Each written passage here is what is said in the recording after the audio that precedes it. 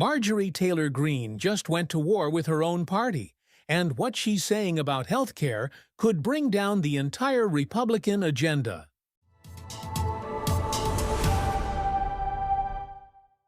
The relationship between Donald Trump and one of his most loyal supporters appears to be hitting a breaking point. Marjorie Taylor Greene is now publicly challenging her party's silence on a health care crisis that's about to hit millions of Americans. In a striking departure from Republican talking points, Greene recently made a candid admission. She stated that allowing Democrats to hold the moral high ground on health care represents a major failure by the Republican Party. She emphasized that she refuses to keep repeating standard political lines when her own adult children can barely afford health insurance premiums. According to Greene, health care is the #1 issue she hears about constantly in her district, not just from people on the Affordable Care Act, but from those with private insurance as well. Greene went further, questioning why the government needs to be shut down over this issue. She argued that if Republicans would simply learn to govern and wield power effectively, they could use procedural tools in the Senate to open up the government and solve what she describes as a very big problem that cannot be ignored. This isn't the first time Greene has raised these concerns. Days earlier, she took to social media with a lengthy statement about the Affordable Care Act. While admitting she's not a fan of the program, she declared she would go against everyone on this issue. Why?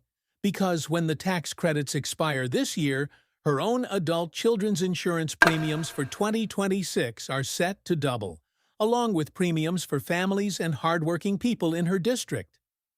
Greene made it clear she's not playing what she called loyalty games.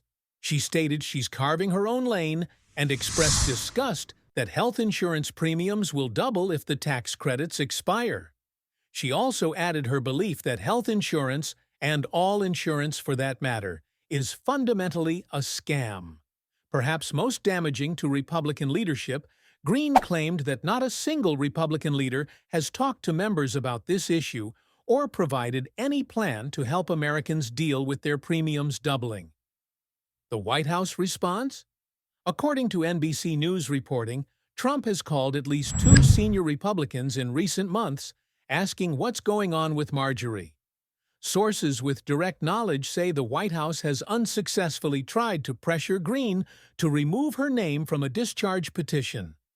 Greene was particularly angered when an anonymous White House official told reporters that supporting the petition would be seen as a hostile act. She responded by calling that official a coward on Real America Voice. What does it mean when one of Trump's most ardent defenders starts turning down invitations to exclusive White House events? Greene was invited to attend the grand opening of Trump's Rose Garden Club, but declined. According to a source familiar with the matter, it was the type of exclusive Trump event that Greene would normally have cleared her schedule to attend. Her office claimed she was under the weather, but the symbolism wasn't lost on Republican observers. Greene's public stance is now forcing her Republican colleagues to answer uncomfortable questions. When Congressman Jim Jordan was confronted about Greene's comments, he deflected. Jordan claimed Republicans are focused on getting the government back open right now and blamed Senate Majority Leader Chuck Schumer as the impediment. When pressed about health care, Jordan insisted there's time to work on it since the policy doesn't expire until the end of the calendar year. But here's the problem with that argument. Schumer and Democrats refuse to sacrifice what little leverage they have over this exact issue. They understand that if they simply sign onto a Republican government funding bill and reopen the government without securing a deal on health care, they'll be relying on nothing but Republican promises to extend ACA subsidies later. Why would Democrats take Republicans at their word? After all, it was Republicans who stripped away the ACA subsidy extension in the first place. If Republicans genuinely plan to restore these subsidies, what's stopping them from doing it now, while Democrats still have negotiating leverage? The transcript raises this question pointedly. Why would Democrats believe promises from the same party that just cut $1 trillion in healthcare funding. The speaker in the video draws a sharp comparison, suggesting that trusting Republicans to fund the Affordable Care Act after 15 years of trying to dismantle it is like trusting Donald Trump to release files he's allegedly mentioned in. When even Marjorie Taylor Greene can read the political reality and acknowledge her party's position, something significant is happening. The polling tells a clear story. According to Kaiser Family Foundation data, Americans want Congress to extend the expiring Affordable Care Act subsidies by a staggering margin of 78% to 22%. Nearly 8 in 10 Americans align with the Democratic position on this issue. Why such overwhelming support? The math is brutal. If Republicans get their way and the ACA subsidies expire at the end of this year, the 24 million Americans who get health care through the ACA marketplace will see prices increase as much as 4 times current rates. Senator Tim Kaine has been sharing screenshots from constituents showing the devastating differences between 2025 and 2026 prices. One example shows a premium jumping from $37 to $964. Another shows a leap from $228 to $1,142.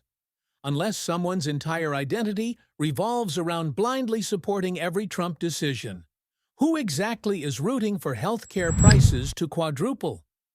What makes Greene's comments even more striking is their timing. House Speaker Mike Johnson recently looked directly into a camera and insisted that Republicans are the ones concerned about healthcare, claiming they're the party working around the clock to fix it. He dismissed Democratic concerns as a distraction, a red herring designed to pick a fight. Johnson argued that healthcare was always meant to be debated over the next few months. But when Marjorie Taylor Greene herself is publicly contradicting this narrative, who is Johnson convincing? Greene's defection reveals another crucial dimension to this story. It's not just Democrats who Trump is hurting with this policy. The impact falls disproportionately on Republicans.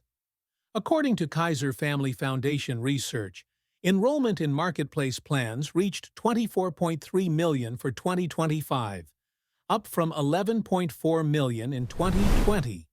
That represents growth of 113% over 5 years. Here's where it gets really interesting. There are 6 states where enrollment has more than tripled since 2020, and all 6 were won by Donald Trump in the 2024 election. The highest increases occurred in Texas and Mississippi, where enrollment grew by 255% and 242% respectively. Louisiana and West Virginia saw increases of 234%. Georgia's enrollment increased by 227%, while Tennessee saw growth of 221%.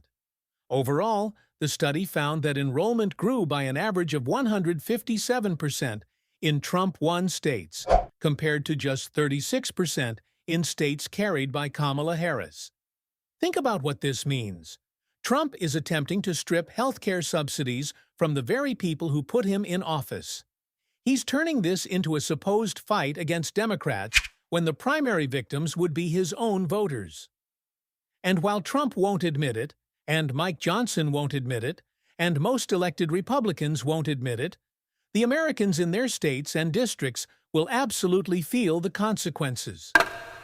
Marjorie Taylor Greene appears to be the only prominent Republican willing to acknowledge this reality publicly. She sees what's coming for her own children, for her constituents, and for millions of Americans across the country. So, what happens next? Will other Republicans find the courage to break ranks? Will Trump's pressure campaign succeed in silencing Greene? Or will the political calculus shift as Republicans in vulnerable districts start hearing from angry constituents facing quadrupled insurance premiums? The clock is ticking. Enrollment season is here. Americans are already seeing the projected increases.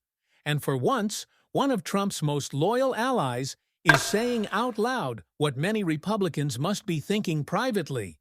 This isn't just about healthcare policy anymore. It's about whether political loyalty matters more than constituent survival. It's about whether Republicans will govern based on polling that shows overwhelming public opposition to their approach, or whether they'll march forward regardless of the consequences. What do you think? Can Republicans afford to ignore their own voters on health care? Will Greene's public stance inspire others to speak up, or will she remain isolated? And most importantly, what happens to millions of American families when their insurance premiums quadruple in January? The answers to these questions will define not just this political moment, but potentially the balance of power for years to come. If you enjoyed the video, hit the subscribe button and turn on notifications so you don't miss any new videos.